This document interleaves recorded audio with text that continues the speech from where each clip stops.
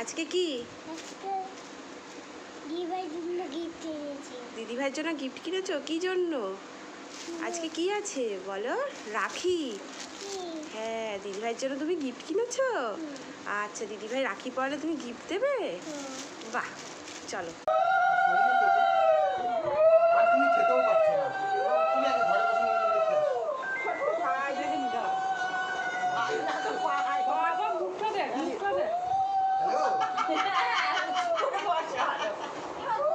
আরে তুই তাকা, একটু তাকা।